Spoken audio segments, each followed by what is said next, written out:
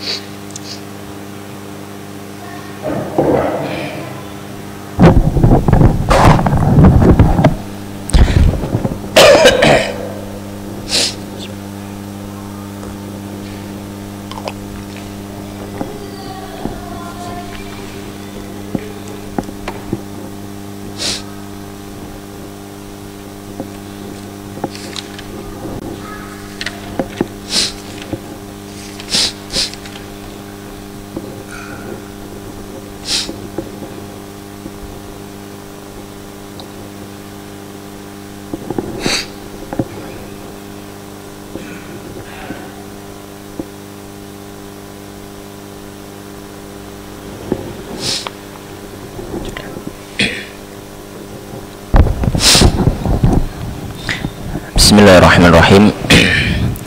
Assalamualaikum warahmatullahi wabarakatuh. Alhamdulillahi rabbil alamin, wa bihi nasta'inu ala umuri dunya waddin. Tsumma salatu wassalamu ala asyrafil anbiya'i wal mursalin, nabiyina wa habibina Muhammadin wa ala alihi wa ashabihi wa man sara ala nahjihi ila yaumiddin. Allahumma subhanaka la ilma lana illa ma 'allamtana innaka antal alimul hakim wa tub 'alaina innaka antat tawwabur rahim. Allahumma faqihna fid din wa 'allimna ta'wil waftah lana futuhal arifin. Allahumma ansur ikhwanana al-mustad'afina fi Filistin wa sa'iri buldanil muslimin. Rabbi shrah li sadri wa yassir li amri wahlul 'uqdatan min lisani yafqahu qawli. Allahumma amin. Ma'asyiral muslimin jamaah rahimani wa rahimakumullah. Alhamdulillah, kembali kita bersyukur kepada Allah Subhanahu wa taala karena pada kesempatan malam hari ini Allah Subhanahu wa taala masih mengizinkan kita untuk bermajelis, bermuajahah dalam rangka membaca hadis-hadis Rasulullah sallallahu alaihi wasallam, di mana kita melanjutkan pembacaan dari kitab Umdatul Ahkam yang ditulis oleh Al-Hafidh Abdul Ghani bin Abdul Wahid Al-Maqdisi. Alhamdulillah, kumpulan hadis-hadis dari Sahih Bukhari Muslim yang berhubungan dengan bab fikih. Dan majelis semacam ini majelis hadis, majelis yang dibacakan sabda-sabda Nabi SAW, yang mempelajari hadis-hadis Nabi adalah termasuk majelis yang mulia, majelis yang penuh barakah, majelis yang penuh kebaikan, yang mana ilmu hadis adalah salah satu ilmu yang sangat-sangat bermanfaat. Sebagaimana Al-Imam Asy-Syafi'i rahimahullah ta'ala, beliau pernah menyampaikan, kullul ulumi siwal qur'ani masghalah ilal haditha wal fiqha fid din wal ilmu ma kana fihi haddatsana wa ma siwa dzaka waswasus syayatin. Beliau menyampaikan setiap ilmu yang selain ilmu Al-Quran itu hanya kesibukan belaka, kecuali ilmu hadis dan ilmu fikih. Karena hadis itu sabdanya Nabi, fikih cara kita beribadah kepada Allah. Kemudian beliau menyampaikan, dan ilmu itu adalah apa yang disampaikan di dalamnya haddatsana. Haddatsana itu biasa kita dapati dalam kitab hadis. Haddatsana fulan an fulan an fulan an fulan qala Nabi sallallahu alaihi wasallam. Maka ilmu itu adalah yang di dalamnya ada haddatsana wa ma siwa dzaka waswasus syayatin. Dan yang selain itu semua maka bisa jadi itu waswas dari setan. Ya, waswas dari setan. Baik. Maka insyaallah pada kesempatan malam hari ini kita masih melanjutkan membaca dari kitab Umdatul Ahkam. Pada pertemuan yang sebelumnya kita membaca atau sudah membahas bab as-sufuf, bab masalah salat. Insyaallah malam hari ini kita akan membahas tentang imamah, ya. Membahas tentang imamatus shalah, ya. imam sholat. Sebagaimana yang sudah kita bahas sebelumnya, sholat berjamaah adalah salah satu sholat berjamaah untuk sholat wajib adalah salah satu hal yang sangat ditekankan. Bahkan dia hukumnya fardu kifayah. Ya, fardu kifayah apabila di suatu tempat tidak dilaksanakan sholat berjamaah untuk sholat 5 waktu, maka dikhawatirkan akan mendapatkan keburukan, ya, bahkan semuanya berdosa karena tidak ada yang sholat berjamaah. Baik, maka dalam posisi jamaah kita akan mendapati dua sisi. Yang pertama adalah imam dan yang kedua adalah makmum. Maka di sini beliau akan menyebutkan hadis-hadis yang berhubungan dengan masalah imam. Ya, hadis-hadis yang berhubungan dengan masalah imam. Baik. Mari kita mulai. Bismillahirrahmanirrahim. Qala al-musannifu rahimahullahu taala wa nafa'ana bi ilmi fi dunya wal akhirah wa adkhalahu fasiha jannatihi Allahumma amin. Berkata Al-Hafidz Abdul Ghani bin Abdul Wahid Al-Maqdisi yang wafat tahun 600 Hijriah rahimahullahu rahmatan wasi'ah. Babul imamati, bab imamah. Bab imamah. Dan imamah yang dimaksud di sini adalah imamatus shalah. Imam salat. Karena imamah bisa jadi ya dimaknai juga sebagai pemimpin tertinggi di suatu di suatu otoritas kumpulan kaum muslimin. Ya, itu juga disebut imam. Ya, al-imamul a'zam itu kalau misalkan khalifah atau kekhilafahan, khalifah itu biasanya juga disebut sebagai al-imamul a'zam. Tapi yang dimaksud di sini babul imamah adalah imamah yang berhubungan dengan salat. Maka beliau menyebutkan hadis. Hadis yang pertama yang beliau sebutkan di bab ini atau hadis yang ke-72 dalam urutan hadis Umdatul Ahkam. Hadis dari sahabat Abu Hurairah. Qala al-musannifu rahimahullahu taala wa an Abi Hurairah, dari sahabat Abu Hurairah radhiyallahu taala anhu, anin Nabi, dari Nabi sallallahu alaihi wasallam, qala, beliau bersabda, ama yakhsha, tidakkah khawatir atau takut, siapa alladzi, orang yang yarfa'u, mengangkat ra'sahu, kepalanya, qablal imami, sebelum imamnya, an yuhawwila, akan merubah, siapa Allahu Allah, ra'sahu, kepala orang tersebut, ra'sa himarin, menjadi kepala keledai, menjadi kepala keledai. Atau yaj'ala, Allah jadikan suratahu, wujudnya orang tersebut, surata himarin, seperti atau menjadi wujud keledai. Maka di sini ma'asyiral muslimin jamaah rahimani wa rahimakumullah, Nabi sallallahu alaihi wasallam menyampaikan atau memberikan sedikit ancaman bagi orang-orang yang mengangkat kepalanya sebelum imam mengangkat kepala. Ya, sebelum imam mengangkat kepala. Dalam artian di sini adalah dia melakukan gerakan, entah itu di sujud atau di rukuknya. Dia melakukan gerakan sebelum imamnya melakukan gerakan. Maka diancam oleh Nabi sallallahu alaihi wasallam, apa ancamannya? Allah akan rubah kepala orang tersebut menjadi kepala keledai. Dalam riwayat yang lain, ya, atau dalam lafaz yang lain, Allah jadikan wujudnya sebagai wujud keledai. Ya. Dari mana sisi ancamannya? Ya, dari mana sisi ancamannya? Yaitu dari sisi mashus suratihi, dari perubahan yang Allah Subhanahu wa taala buat bagi orang yang melakukan hal tersebut. Itu ancaman. Karena itu adalah suatu keburukan. Sebagaimana Allah Subhanahu wa taala memberikan azab, merubah bentuk satu kaum menjadi hewan. Siapa itu? Yaitu orang-orang Yahudi, ashabus sabat, atau orang-orang Yahudi. Mereka dirubah menjadi babi-babi dan juga menjadi kera. Ya, ada yang dirubah oleh Allah Subhanahu wa taala. Maka ini ancaman. Ya, kemudian kenapa kok disebutkan di sini keledai? Ya, disebutkan di sini apa?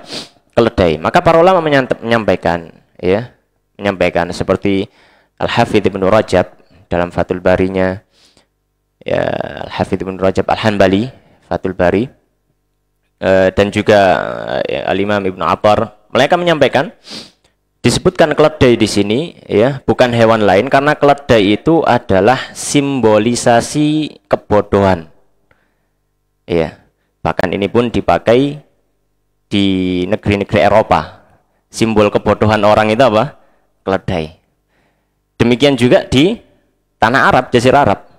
Simbol kebodohan itu apa? Keledai. Ya, dan Ibnu Attar menyampaikan penjelasannya. Ya, dan ini kenapa kok disimbolkan disimbolkan sebagai suatu hal yang bodoh bagi orang yang mengangkat kepalanya sebelum iman, karena dia tidak tahu posisinya. Posisinya sebagai makmum, namanya makmum harus mengikuti. Kalau mendahului namanya bukan makmum. Karena makmum itu harus mengikuti. Baik, ala kulli hal hadis ini memberikan faedah. Ya, memberikan faedah. Di antara faedah yang kita bisa ambil dari hadis ini, yang pertama, hadis ini menjadi dalil haramnya mendahului imam. Ya, diharamkan mendahului imam di dalam salat. Ya. Oleh karenanya Imam Nawawi rahimahullah taala dalam syarah Sahih Muslim setelah menyebutkan hadis ini beliau mengatakan hadza kulluhu bayanun li ghiladhi tahrimi dzalika. Ya, ini semuanya penjelasan tentang bagaimana beratnya sisi haram dari hal ini. Itu yang disampaikan oleh Imam An-Nawawi. Ya. Maka diharamkan seorang makmum mendahului imamnya. Diharamkan seorang makmum mendahului imamnya. Baik. Ini pelajaran yang pertama. Pelajaran yang kedua.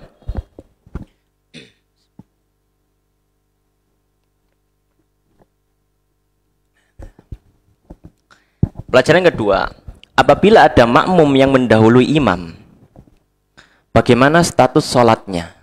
Sah atau batal? Kita tahu tadi hukumnya apa? Haram. Maka kita juga perlu tahu status sholatnya bagaimana.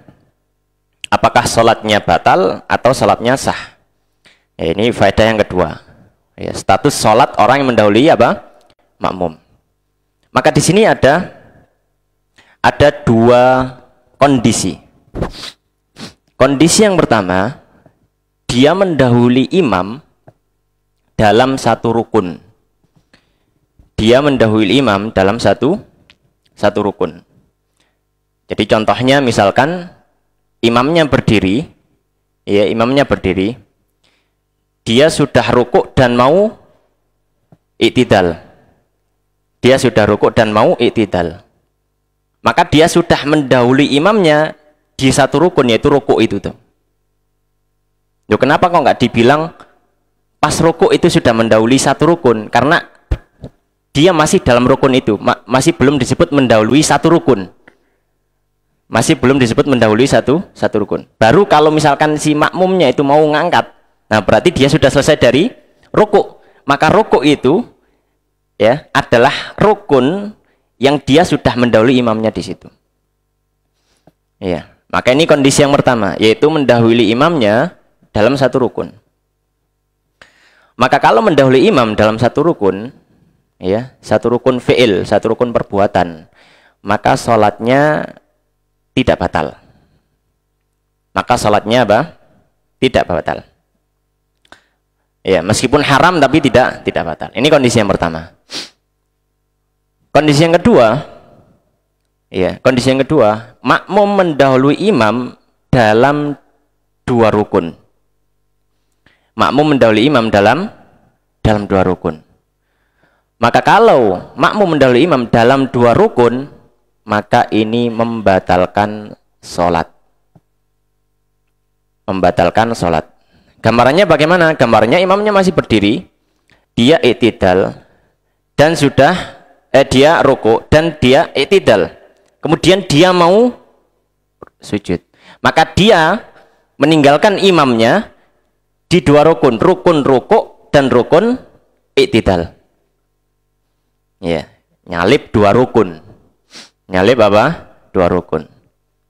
Maka kalau sampai level 2 rukun, maka batal sholatnya. Ya, maka batal apa? Batal sholatnya. Ini yang disampaikan oleh para fuqaha. Baik. Ini kalau 2 rukun berarti pemahamannya kalau 2 rukun saja batal, apalagi lebih gitu ya. Apalagi apa? Lebih.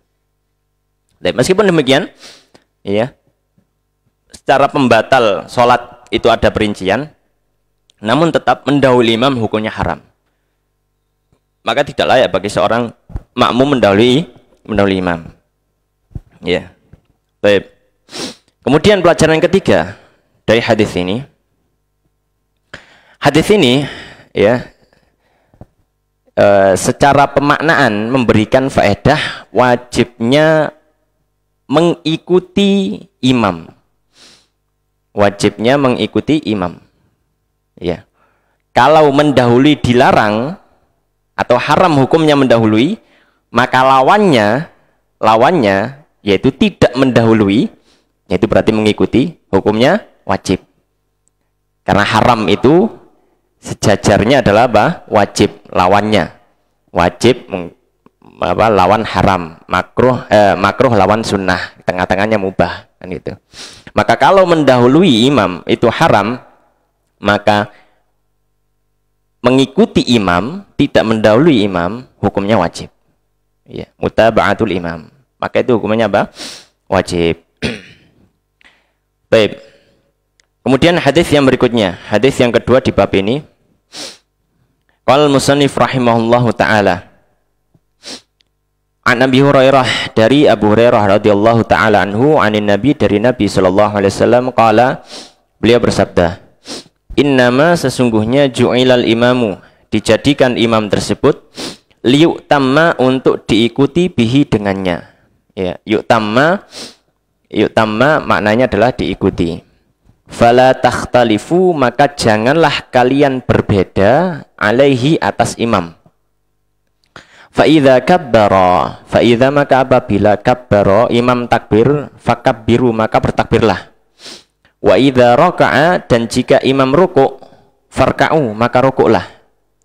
Wa idza qala, dan apabila imam mengatakan sami Allahu liman hamidah, ya, sami Allahu liman hamidah, ini namanya lafaz tasmi'.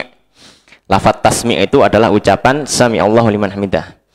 Dan jika imam mengucapkan sami Allahu liman hamidah, faqulu, maka ucapkan rabbana walakal hamdu. Wa idza sajada, dan apabila imam sujud, fasjudu, maka sujudlah. Wa idza shalla, dan jika imam salat jalisan, dalam kondisi duduk, fasallu, maka salatlah kalian julusan, dengan duduk, ajma'una, semuanya. Ini hadis yang kedua atau hadis yang ke-73 dari hadis Umdatul Ahkam. Baik. Maka hadis ini memberikan beberapa pelajaran. Hadis ini memberikan beberapa faedah hukum fikih, ya. Baik. Yang pertama jelas, ya, faedah dari hadis ini menjadi dalil wajibnya mengikuti imam. Mutaba'ah istilahnya, mutaba'atul imam, mengikuti imam. Ya, wajibnya mengikuti imam. Dan tidak boleh mendahului imam atau nelat, ya, nelat dari imam atau bergerak bersama imam. Ini nggak boleh. Mendahului tidak boleh, nelat juga tidak boleh, bergerak bersama juga tidak boleh. Ya. Baik. Nah, ini namanya mutaba'ah. Mutaba'ah itu imam selesai langsung gerak. Langsung gerak. Itu namanya apa? Mutaba'ah. Diambil dari mana? Di hadis tadi disebutkan ketika Nabi SAW menyampaikan fa'idha kabbaro fakabbiru. Jika imam bertakbir, fa, kemudian di situ pakai fa. Fa ini kalau biasanya di dalam bahasa Indonesia sering diterjemahkan dengan maka. Tapi tidak semua fa itu maknanya maka. Nah, ini pentingnya memahami bahasa Arab. Karena kadang kalau salah terjemah atau kurang detail penerjemahan, itu makna dari lafadz itu akan hilang. Ya. Kalau maka itu berarti dia sifatnya adalah efek samping. Lalu maka kan gitu ya. Maka gini. Tapi fa di sini termasuk di antara faedah fa itu adalah tufidut ta'qib. Memberikan faedah setelah, tapi dengan jangka waktu yang pendek. Ya. Jadi maksudnya fa idza kabbara fakabbiru, jika bertakbir lalu setelah itu segera takbir, itu maknanya. Ya. Maka ini menunjukkan apa? Menunjukkan bergerak setelah imam. Ya. Bergerak setelah imamnya. Fa idza raka'a farka'u, pakai fa juga. Ketika imam sudah rukuk, lalu rukuklah. Ya, di sisi ini menunjukkan apa? Wajibnya mutaba'ah. Dan mutaba'ah sebagaimana sudah kita sampaikan tadi. Baik. Dan hukumnya tadi secara asal bahwasanya yang dimaksud mutaba'ah itu berarti tidak mendahului, tidak nelat, dan juga tidak bersama-sama. Ini kadang sebagian kaum muslimin, kadang ya yang sudah biasa sholat agak cepat, imamnya agak lama itu kadang sambil ngelirik imam ini, gerak sedikit langsung gitu ya, langsung kayak meh-meh nyalip gitu ya. Maka kita sampaikan pada kaum muslimin ini tidak dibenarkan. Ya, jadi tunggu sampai imam itu selesai gerak baru bergerak. Ya, jangan bersama gerakan imam, karena itu bukan mutaba'ah. Ya. Taib. Hanya saja para ulama mengecualikan wajibnya mutaba'ah ini ya tidak berlaku untuk mengucapkan amin. Khusus ucapan amin, mengucap amin, maka ini malah disunnahkan untuk bersama-sama imam. Maka ucapan amin ini tidak berlaku hukum mutaba'ah. Malah disunahkan apa? Bersama. Selain itu maka harus mutaba'ah. Ya. Bahkan takbiratul ihram. Maka tidak boleh takbiratul ihram, imamnya takbiratul ihram dia apa? Membersamai imam, maka tidak boleh. Ya. Baik. Ini pelajaran pertama. Hadis ini menunjukkan wajibnya apa? Mutaba'ah. Kemudian pelajaran yang kedua yang bisa kita ambil ya dari hadis ini, sabda Nabi Shallallahu Alaihi Wasallam, ya, la takhtalifu alaihi, jangan menyelisihi imamnya. Ya, maka di sini ada satu masalah, apa hukumnya? Ya, apa hukumnya seorang makmum berbeda dengan imamnya,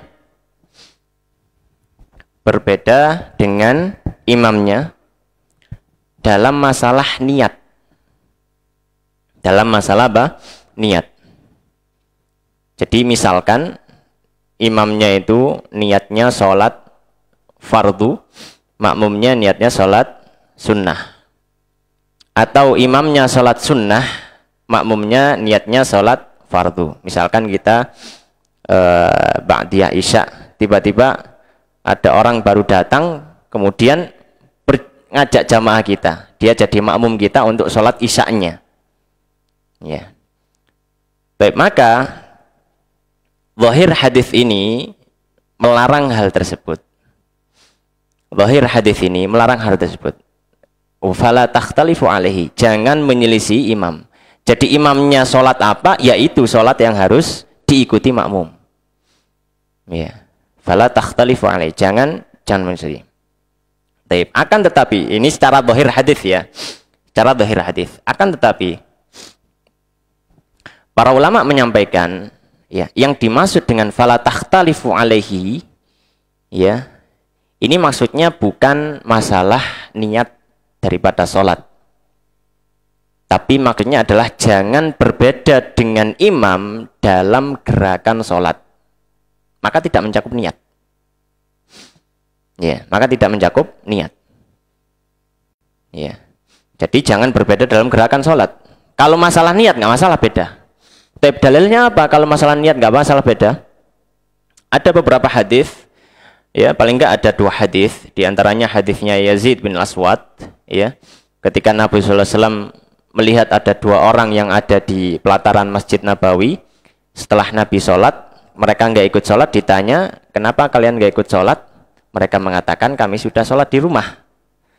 Maka kan Nabi SAW mengatakan, idza shallaituma fi rihalikuma, jika kalian sudah sholat di rumah, tsumma ataituma masjida jama'atin, kemudian kalian datang ke masjid, terus ada jamaah, ya, fasalliya ma'ahum, maka ikutlah kalian sholat bersama jamaah. Tapi pertanyaannya, ketika orang yang sudah sholat wajib di rumah, kemudian dia ikut sholat berjamaah, ya, maka status sholat yang dia bersama jamaah tersebut apa? Fardu atau sunnah? Maka Nabi mengatakan, fa innaha lakuma nafilah. Sholat jamaah kalian itu dihitung sebagai sunnah. Padahal situ imamnya wajib.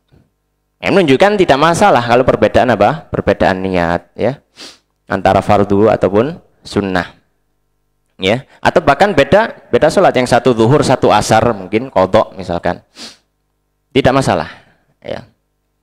Baik. Kemudian ada hadis yang lain. Maka itu yang disampaikan oleh para fuqaha. Baik. Kemudian ma'asyiral muslimin jamaah rahimani wa rahimakumullah. Faedah yang ketiga, mungkin untuk tambahan faedah saja bagi hadis ini.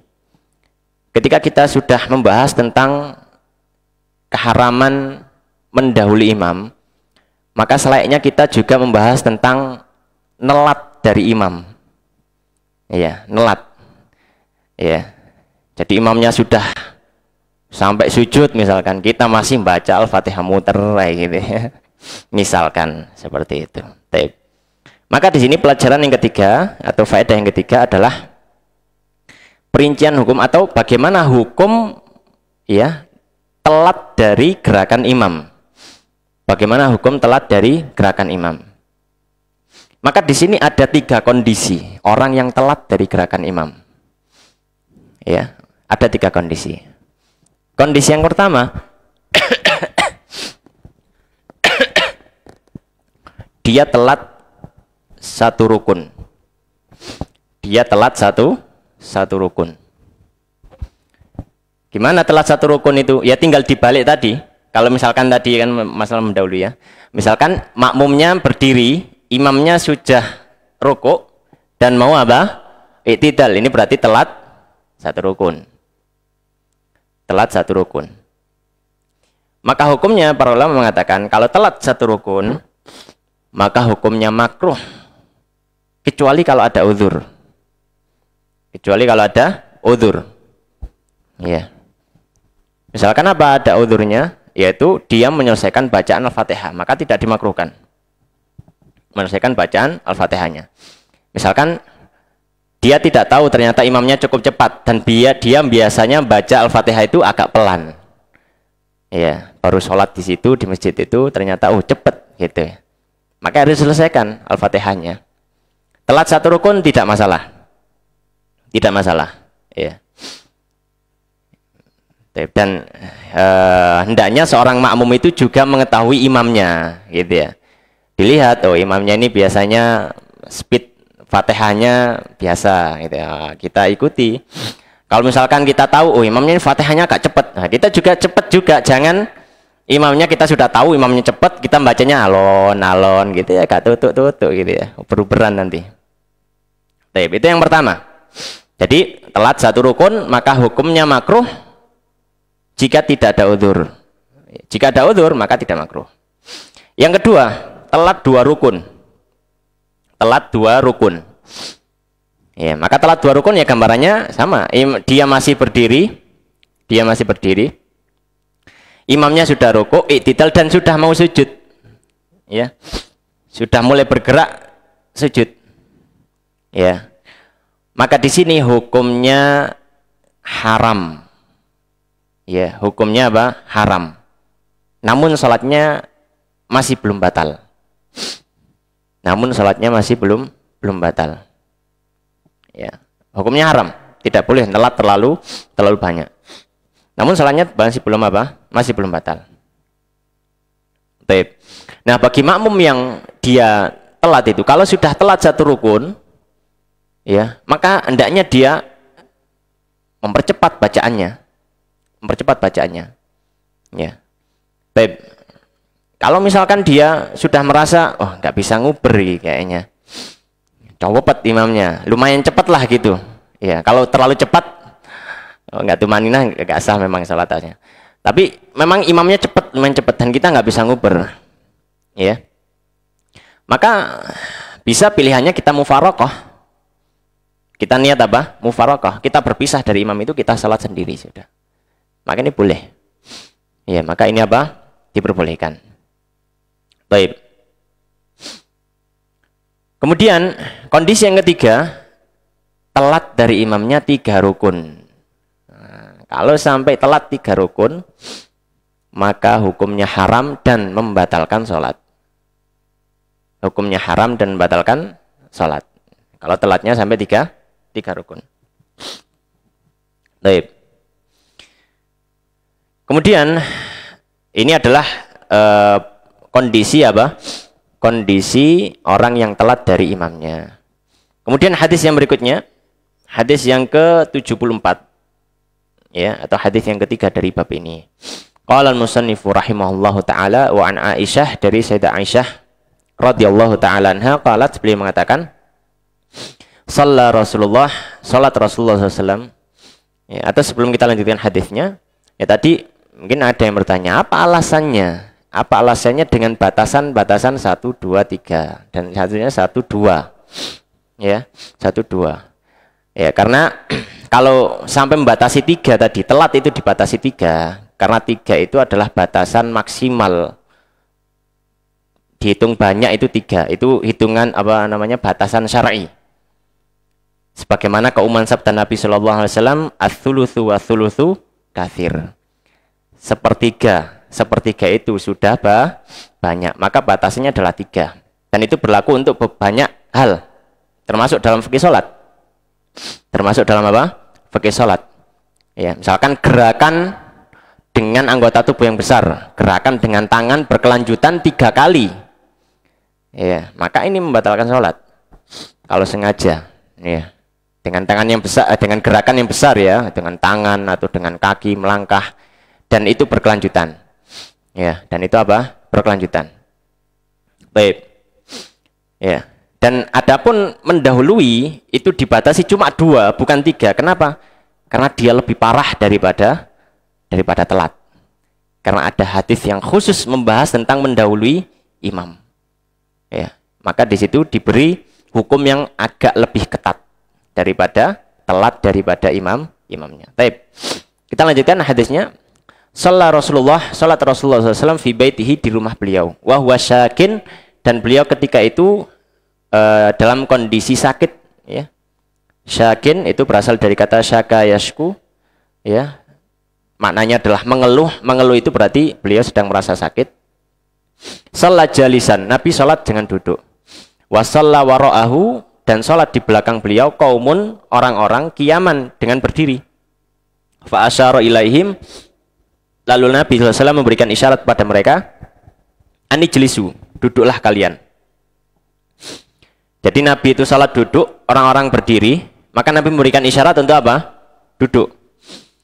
Falamman sarafa, setelah selesai, qala, Nabi mengatakan, innama ju'ilal imamu, sungguh dijadikan imam itu liyutamma bihi, untuk diikuti. Fa idza raka'a farka'u, apabila dia rukuk maka rukuklah. Wa idza rafa'a farfa'u, dan apabila dia bangkit, farfa'u, ya, maka setelah itu bangkitlah. Wa idza qala sami'allahu liman hamidah, dan jika imam mengatakan sami'allahu liman hamidah, faqulu, maka setelahnya ucapkan rabbana lakal hamdu. Ada sedikit perbedaan redaksi. Kalau Abu Hurairah walakal hamdu, kalau Aisyah lakal hamdu, enggak pakai wa, tapi sama-sama dalam sahihan. Wa idza shalla jalisan, dan apabila salat imam dengan duduk, fasallu julusan, maka salatlah kalian dengan duduk, ajma'una, semuanya. Maka di sini Nabi memerintahkan para sahabat untuk duduk, karena Nabi ketika itu pas ngimami dalam kondisi apa? Duduk. Maka hadis yang ke-74 ini memiliki beberapa pelajaran. Pelajaran yang pertama dari hadis ini, secara zahir hadis ini menjadi atau menunjukkan bahwasanya makmum harus duduk ketika imamnya itu sholat dengan duduk.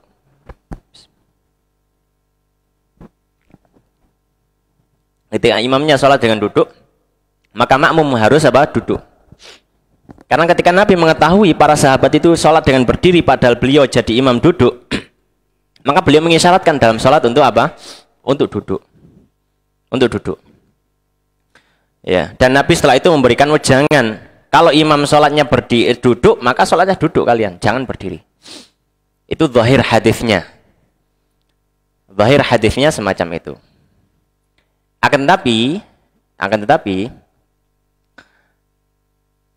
hadis ini, hukum duduknya makmum ketika imam duduk itu dihapus dengan hadis yang lain, yaitu hadis yang diriwayatkan oleh Imam Bukhari juga dan juga Imam Muslim. Ya, disebutkan bahwasanya Nabi Shallallahu Alaihi Wasallam di akhir hayat beliau, ketika Nabi sakit, yang setelah itu beliau wafat, beliau sempat mengimami. Maka ketika beliau keluar dan tahu yang imami Abu Bakar, maka beliau maju. Maka Nabi SAW disebutkan dalam hadis, faja'a Rasulullah SAW hatta jalasa an yasari Abi Bakrin. Maka datanglah Nabi duduk di sebelah kirinya Abu Bakar. Jadi Abu Bakar imam duluan, terus setelah itu Nabi masuk, kemudian duduk di sampingnya Abu Bakar. Fakana Abu Bakar yusalli qa'iman, Abu Bakar ini salatnya berdiri. Wa kana Rasulullah sallallahu alaihi wasallam yusalli qa'idan, dan Nabi salatnya duduk. Yaqtadi Abu Bakrin bi sholati Rasulillah.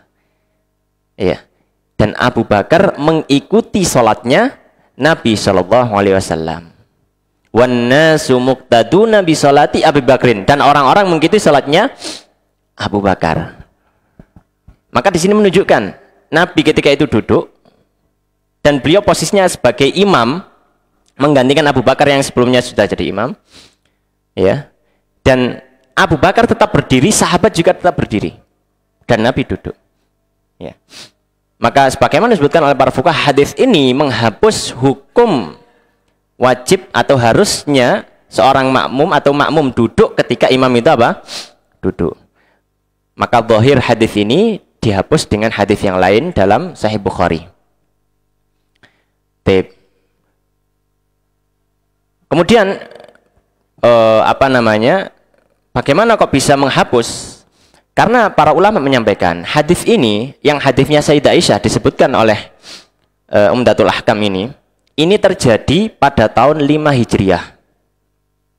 Jadi Nabi ini sakit, ini peristiwa, ada dua peristiwa. Nabi sakitnya ada dua peristiwa. Peristiwa pertama, Nabi pernah jatuh dari kudanya. Jatuh dari kuda sehingga beliau kesulitan untuk berdiri, cedera kaki beliau. Akhirnya beliau sholat dengan duduk. Nah, peristiwa itulah sholatnya Nabi dengan duduk dan para sahabat disuruh duduk ini. Dan itu terjadi pada tahun 5 Hijriah sebagaimana disebutkan oleh Al-Imam Ibnu Attar dalam Al-Uddah. Sedangkan hadis yang Nabi SAW menggantikan posisi Abu Bakar sebagai imam itu terjadi di tahun terakhir hidupnya Nabi SAW. Maka itu menunjukkan bahwasanya ya boleh-boleh saja makmum itu apa? Sholat sambil berdiri meskipun imamnya duduk. Baik. Jadi zahir hadisnya tadi dijelaskan semacam itu. Nah, kan ini juga memberikan faedah kepada kita. Terkadang kita tidak cukup hanya membaca 1-2 hadis untuk menyimpulkan satu masalah. Metode para ulama ketika membahas satu masalah, kumpulkan semua hadis yang berkenaan dengan masalah itu. Kemudian cara Jawa ini dipetani siji-siji, gitu ya. Dilihat, dicek dan seterusnya. Nah, itu tugasnya ulama, ya. Kalau kita nggak tahu melok ae gitu. Ini juga saya taunya dari Imam Syafi'i gitu. Imam Syafi'i yang metani yang cuma moco ae gitu.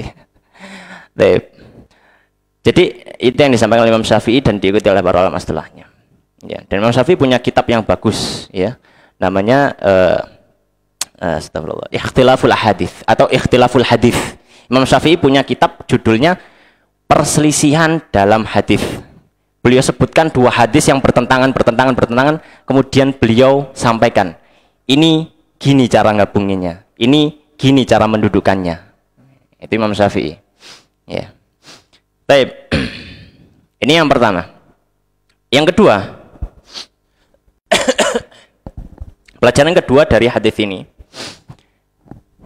Hadis ini juga secara zahir ya, seolah-olah menjelaskan makmum tidak perlu mengucap sami Allahu liman hamidah. Hadis ini secara zahir menunjukkan juga makmum tidak perlu mengucap sami Allahu liman hamidah. Terus apa yang diucap makmum? Rabbana walakal hamdu, langsung. Tidak perlu membaca apa? Tasmi'. Sebagaimana di hadis, wa idza qala sami Allahu liman hamidah, kalau imam itu membaca sami Allahu liman hamidah, fakulu, maka katakan kalian wahai makmum, apa yang dikatakan? Rabbana lakal hamdu. Tidak mengatakan fakulu sami Allahu liman hamidah Rabbana lakal hamdu. Maka secara zahir hadis ini menunjukkan bahwasanya berarti makmum cukup langsung apa? Rabbana walakal hamdu, enggak usah sami Allahu liman hamidah. Sami Allahu liman hamidah urusan imam, gitu. Zahirnya semacam itu. Namun ini tidak seperti zahirnya.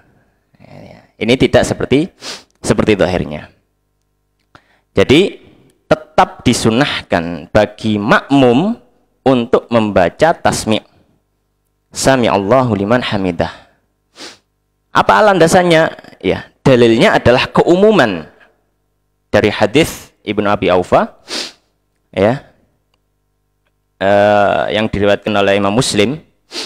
Kana Rasulullah sallallahu alaihi wasallam idza rafa'a dhahrahu minar ruku' qala sami Allahu liman hamidah Allahumma rabbana lakal hamdu.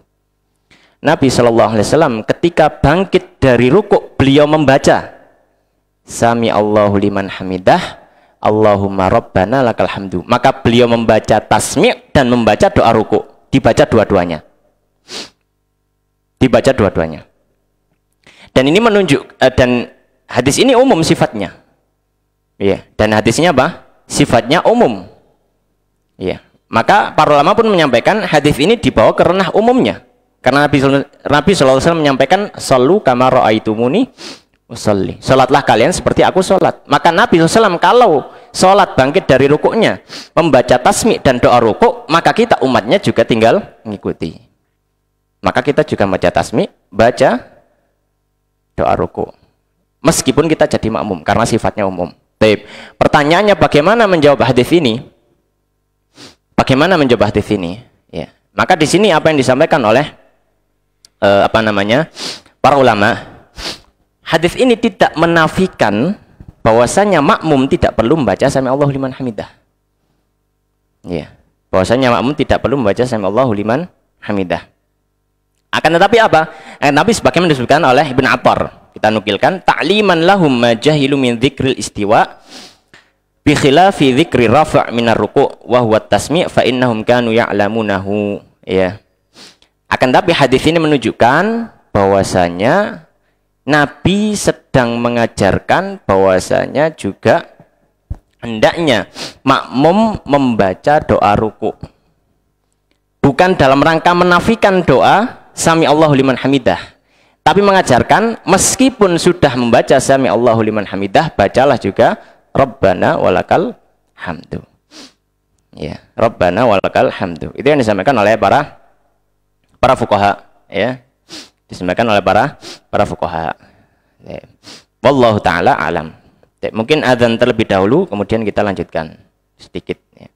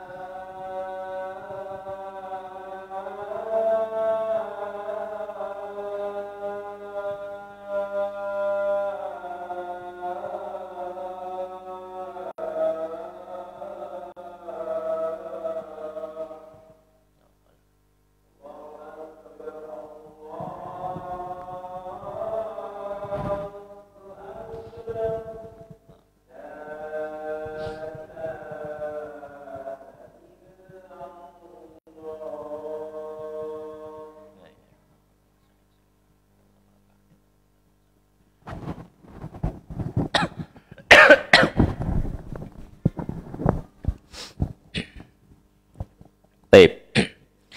Sebelum kita lanjutkan ke hadis berikutnya, sebagai tambahan penjelasan, ya, bahwasanya yang dimaksud Nabi ketika imam mengucap sami Allahu liman hamidah, ucapkan kalian wahai makmum Rabbana walakal hamdu, itu bukan untuk menafikan makmum tidak boleh membaca sami Allahu liman hamidah. Sebagaimana Nabi SAW juga pernah menyampaikan, ya, wa idza qala al imamu waladhdallin faqulu amin. Jika imam kalian membaca waladhdallin, maka katakan amin. Baik. Apakah di sini berarti menafikan atau melarang makmum membaca Al-Fatihah sebelum imam mengucap amin? Tidak. Tapi di sini dalam rangka Nabi mengajari bahwasanya waktunya imam membaca waladhdallin, maka kita disunahkan untuk langsung mengucap apa? Amin. Jadi ini dalam rangka mengajarkan kalimat itu. Jadi ini juga Nabi sama mengajarkan Rabbana walakal hamdu. Ya, jadi bukan menafikan sami Allahu liman hamidah, tidak. Ya, baik. Kembali kita lanjutkan hadis berikutnya, hadis yang ke-75. Qala al-musannif rahimahullahu taala wa an Abdullah bin Yazid al-Khitmi atau al-Khatmi Al-Ansari radhiyallahu taala anhu qala, beliau mengatakan haddatsanil Barra wa huwa ghairu kadzubin, telah menceritakan padaku Al-Barra. Barra di sini adalah Barra ibnu Azib radhiyallahu taala anhuma. Jadi Abdullah bin Yazid Al-Khitmi ini sahabat, Barra bin Azib juga sahabat. Jadi sahabat meriwayatkan dari sahabat. Qala, Barra mengatakan, kana Rasulullah, bahwasanya Rasulullah SAW idza qala, ketika beliau mengucap sami Allahu liman hamidah, ketika Nabi mengucap sami Allahu liman hamidah, lam yahin ahadun minna, tidak ada yang merunduk salah seorang dari kami dhahrahu, dengan punggungnya, maksudnya tidak ada dari kami yang sudah bergerak untuk sujud, sudah bergerak bungkuk, tidak ada ketika Nabi mengucap sami Allahu liman hamidah. Hatta yaqa'a Rasulullah, hingga Rasulullah sallallahu alaihi wasallam dalam posisi sajid dan sujud. Ya. Thumma, kemudian naqa'u, baru kita ya dalam posisi sujud dan sujud ba'dahu, setelah Nabi sujud. Maka hadis ini memberikan satu pelajaran bagi kita. Bahwasanya kesempurnaan dalam mutaba'ah imam, adalah bergerak setelah selesai gerakan imam. Bergerak setelah selesai gerakan imam. Ini mengikuti yang paling sempurna, mutaba'ah yang paling sempurna. Ini mutaba'ah yang paling sempurna. Ya, meskipun taruhlah misalkan imam bergerak gini ya, Kita juga setelahnya bergerak, nah, itu juga disebut mutaba'ah karena kita nggak barengan. Itu juga mutaba'ah, tapi ini mutaba'ah yang ghairu tam, ghairu kamil, tidak sempurna. Tapi yang sempurna adalah ketika imam sudah selesai bergerak, baru setelah itu bergerak. Ini mutaba'ah yang tam, yang sempurna. Ya. Maka di sini kalau misalkan mungkin sebagian imam ada yang suara dulu baru gerak, barangkali kita dapati gitu ya. Allahu Akbar baru sujud, maka jangan ikut sujud. Jangan ikut sujud. Jadi jangan terketoh dengan suaranya, barangkali orangnya belum sujud. Ya memang idealnya imam itu takbirnya bareng dengan gerakan, itu idealnya.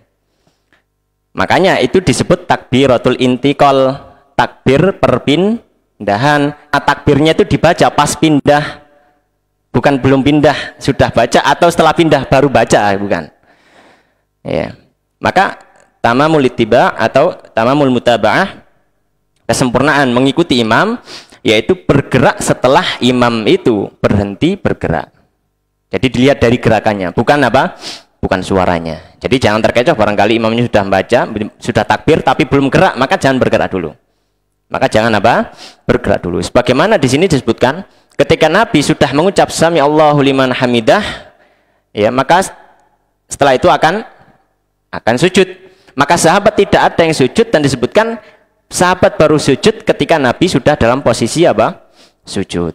Itu menunjukkan setelah pergerakan Nabi baru para sahabat bergerak. Kemudian hadis yang berikutnya, hadis yang ke-76. Qala al-musannif rahimahullah taala wa an Abi Hurairah, dari sahabat Abu Hurairah radhiyallahu taala anhu, anna Rasulullah, bahwasanya Rasulullah sallallahu alaihi wasallam qala, beliau bersabda, idza ammana, ketika mengucap amin al-imamu imam, fa aminu, maka ucapkanlah amin. Fa innahu, maka sungguhnya, man, barang siapa, wafaqah, yang bersamaan, takminuhu, aminnya dia, takminal malaikati, dengan aminnya malaikat, ghufiralahu, diampuni baginya, ma taqaddama, apa yang telah lalu, min dzanbihi, dari dosanya. Baik. Maka hadis ini membahas tentang masalah ucapan amin. Ya, membahas tentang ucapan amin. Kita sudah sampaikan bahwasanya yang dimaksud dengan mutaba'ah itu adalah tidak mendahului, tidak nelat, dan tidak bersamaan. Tapi ada satu kondisi yang diperbolehkan, bahkan disunahkan untuk bersamaan antara imam dan makmum. Kapan itu? Dalam mengucap amin. Dalam mengucap amin. Ya. Maka hadis ini menjadi dalil, ya, atau memberikan satu faedah bagi kita, ya, disunnahkan bagi imam dan makmum untuk membaca amin bersama-sama. Dan ini pengecualian dari larangan tidak boleh makmum bersama imam. Ya, bersama imam. Ya. Sebagaimana Nabi Shallallahu Alaihi Wasallam menyampaikan, ya, idza ammana al-imam fa aminu, ya, fa innahu man wafaqa ta'minuhu ta'minal malaikah ghufira lahu ma taqaddama min dhanbi. Dan para fuqaha ketika menyampaikan ini maksudnya adalah disunahkan untuk bersama-sama, ya, disunahkan untuk bersama-sama. Baik. Kemudian hadis yang berikutnya, hadis yang ke-77. Hadis yang ke-77. Qala al-musannifu rahimahullahu taala. Adapun ucapan keras selain itu, ya, sebelum itu, adapun ucapan keras selain itu seperti takbiratul ihram ataupun mengucap salam, maka ini tetap disunahkan mutaba'ah. Ya, itu tetap disunahkan mutaba'ah. Kalau takbiratul ihram wajib hukumnya mutaba'ah kalau ucapan, ya. Jadi kalau ucapan itu, kalau takbiratul ihram wajib, tidak boleh bersama-sama takbiratul ihramnya. Itu wajib. Kalau amin disunahkan untuk bersama-sama. Kalau kasalam disunahkan untuk selesai imam. Jadi ada 3 kondisi. Ya. Kalau dalam ucapan, ya, takbiratul ihram wajib setelah imam, mengucap amin disunahkan bersama imam, mengucap salam disunahkan setelah imam, disunahkan setelah imam. Ya. Baik. Kemudian beliau mengatakan qala, hadis yang berikutnya, wa an Abi Hurairah, dari Abu Hurairah radhiyallahu ta'ala anhu, anna Rasulullah, bahwasanya Rasulullah SAW qala, beliau bersabda, idza shalla ahadukum, jika salat salah seorang dari kalian, linnasi, untuk orang-orang, untuk manusia, maksudnya dalam kondisi imam, menjadi imam, fal yukhaffif, maka hendaknya dia ringankan, fa inna fihim, karena di antara mereka manusia itu ad-dha'ifa, ada orang lemah. Lemah ini maksudnya lemah fisiknya, ya, lemah fisiknya, yang tua dan semisalnya. Was-saqima, dan orang sakit, wadal hajati, dan orang yang punya kebutuhan, punya hajat yang belum selesai. Wa idza shalla, dan apabila salat ahadukum, salah seorang dari kalian, li nafsihi, untuk dirinya sendiri, namanya salat sendiri gitu ya. Falyutawwil ma syaa, maka silahkan dia panjangkan semaunya. Dia panjangkan apa? Semaunya. Baik. Dan hadis yang berikutnya, hadis ke-78, kita baca juga hadis terakhir sekalian karena masih satu pembahasan, yaitu hadisnya Abu Mas'ud Al-Ansari. An Abi Mas'ud Al-Ansari Al-Badri, ya, radhiyallahu ta'ala anhu. Nisbat Al-Badri di sini sebagaimana disebutkan oleh sebagian ulama, Al-Badri biasanya kalau sahabat itu dikasih nisbat Al-Badri, itu berarti beliau sahabat yang ikut perang Badar. Tapi sahabat Abu Mas'ud Al-Ansari Al-Badri ini bukan karena ikut perang Badar, karena rumahnya di daerah Badar. Karena beliau, sebagaimana yang disebutkan oleh Abu Ishaq, beliau tidak ikut perang Badar. Bahkan ada yang pernah mengatakan beliau ikut kok perang Badar, tapi kata Imam Bukhari, ini nggak benar. Ya, jadi Al-Badri ini bukan karena ikut perang Badar, tapi apa? Rumahnya di Badar. Gitu. Karena beliau tidak pernah ikut perang Badar. Karena waktu perang Badar beliau masih kecil. Beliau apa? Masih kecil. Qala, beliau mengatakan, ja'a rajulun, datang seorang ila Rasulillah, pada Rasulullah SAW. Faqal, kemudian dia mengatakan, inni la ata'akharu an salati subhi. Sesungguhnya aku tidak hadir dari salat subuh. Min ajli fulanin, karena orang itu. Tidak disebutkan orangnya. Iya, tidak disebutkan orangnya. Mimma yutilu bina, dari apa yang dia sudah memperpanjang terhadap kami. Maksudnya memperpanjang salat. Ya. Qala, maka perawi mengatakan Abu Mas'ud, fama ra'aitun nabi, maka tidak pernah melihat Nabi sallallahu alaihi wasallam ghadiba, marah, fi mau'idatin qattu, dalam satu nasihatnya sama sekali, asyadda mimma ghadiba yaumaidin, yang melebihi kemarahan beliau di waktu itu. Ketika ada orang yang ngadu, Kanjeng Nabi, imamnya jenengan sawen, masa subuh maca dawa gitu. Maka Nabi marah. Akhirnya kenapa? Karena orang tadi akhirnya sholat di rumah, ketahuan sembayangnya gitu. Faqala, maka Nabi mengatakan, ya ayuhan nas, wahai orang-orang, inna minkum munafirin, sesungguhnya di antara kalian ada yang membuat lari manusia. Fa ayyukum amman nas, maka siapapun dari kalian yang mengimami orang manusia, fal yujiz, maka silahkan dia persingkat, dia ringkas, dia ringankan. Fa inna min waraihi, karena di belakang imam itu, di belakang dia, al-kabiro, ada orang tua, wad-dha'ifa, ada orang yang lemah, wadal hajati, dan ada orang yang punya hajat. Enggak semuanya sama seperti imamnya gitu.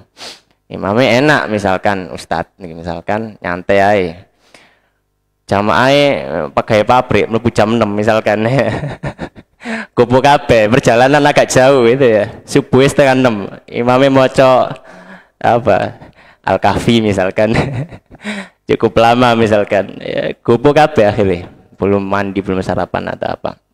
Maka baca bacaan yang ya diperkirakan orang-orang bisa menerima lah gitu ya. Agak panjang nggak masalah, tapi yang penting diperkirakan orang apa? Bisa menerima. Maka hadis ini, dua hadis ini memberikan faedah kepada kita. Ya, memberikan atau memberikan beberapa faedah kepada kita. Yang pertama, disunahkan bagi imam, ya, disunahkan bagi imam ketika mengimami manusia secara umum, orang-orang secara umum, ya, mengimami manusia secara umum dalam salat fardu untuk memperingan dalam artian tidak terlalu memperpanjang di luar kebiasaan. Di luar kebiasaan. Ya. Mau coba misalkan dipanjangkan. Iya, tapi ya kita perlu apa ya? Namanya mentarbiyah umat gak langsung gitu loh.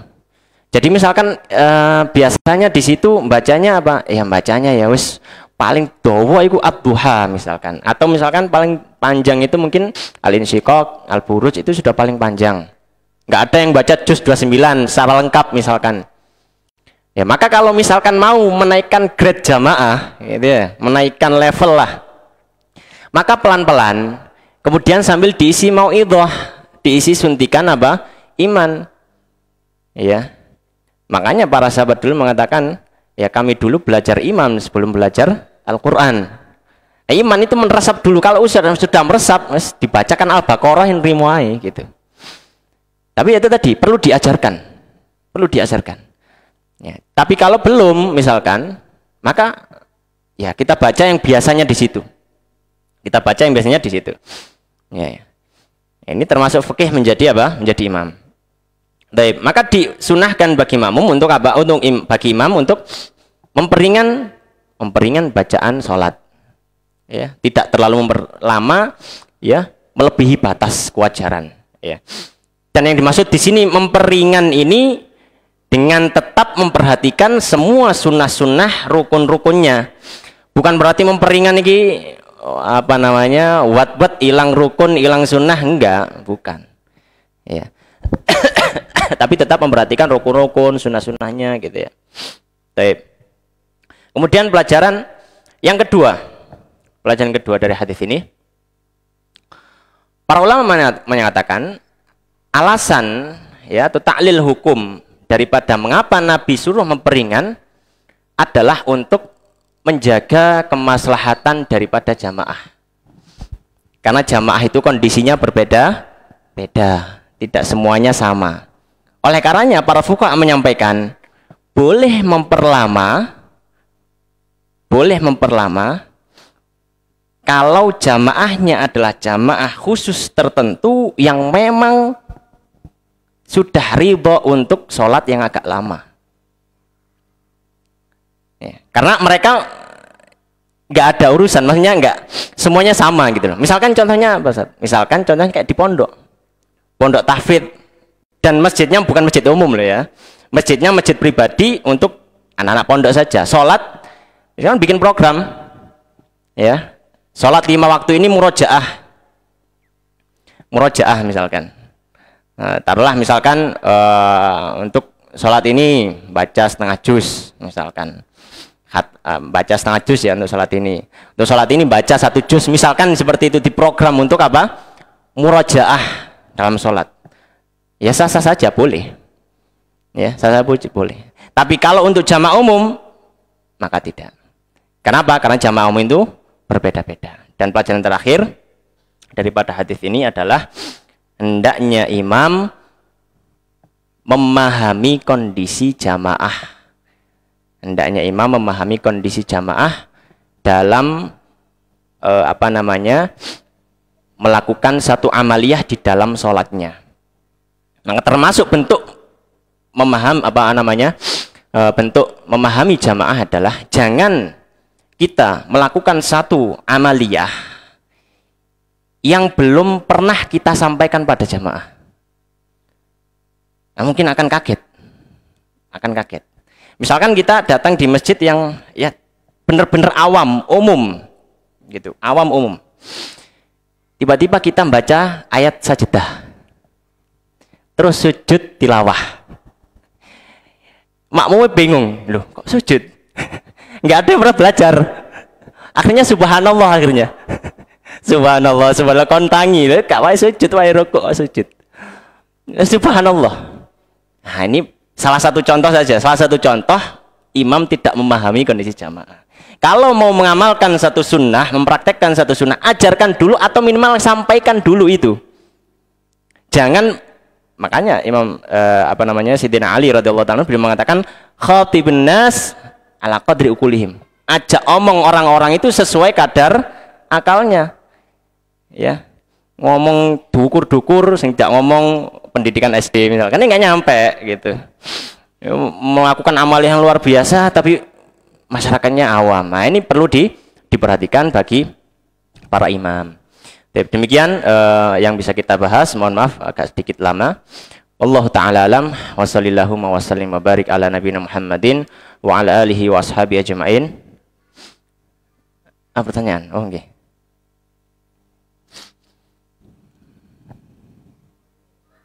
Assalamualaikum.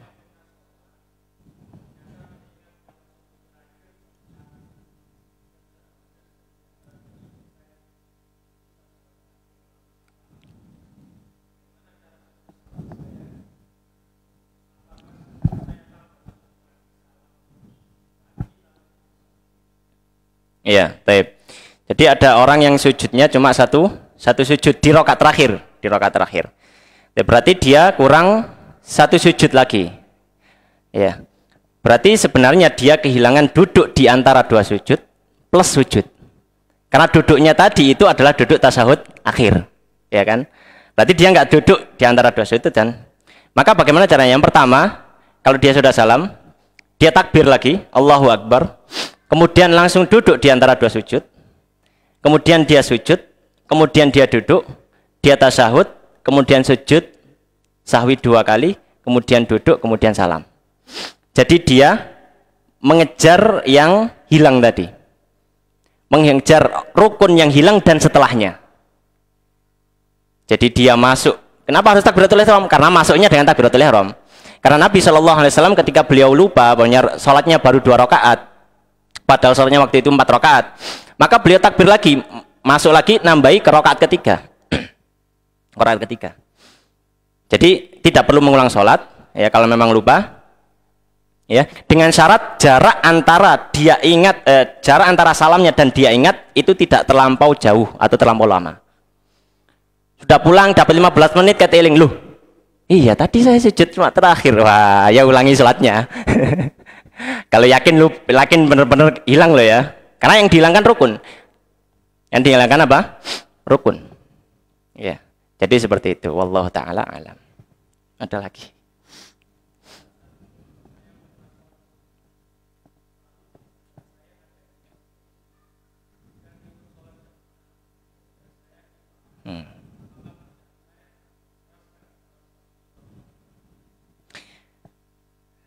Waktu sholat maghrib, taib. Maka bacaan kita tetap seperti sholat kita. Karena sholatnya sholat kita gitu loh. Kita nggak manut makmum gitu ya, nggak manut makmum. Maka ya kita bacanya tetap pelan. Karena itu sholat apa? Sholat sunnah. Makanya sholat sunnah. Jadi ya, tidak perlu dikeraskan. Ya, wallahu ta'ala alam. Alhamdulillahirrabbilalamin. Kita akhiri dengan doa kafarat majelis. Subhanakallahumma bihamdika asyhadu an la ilaha illa anta astaghfiruka wa atubu ilaik. Wallahu ta'ala alam. Wassalamualaikum warahmatullahi wabarakatuh.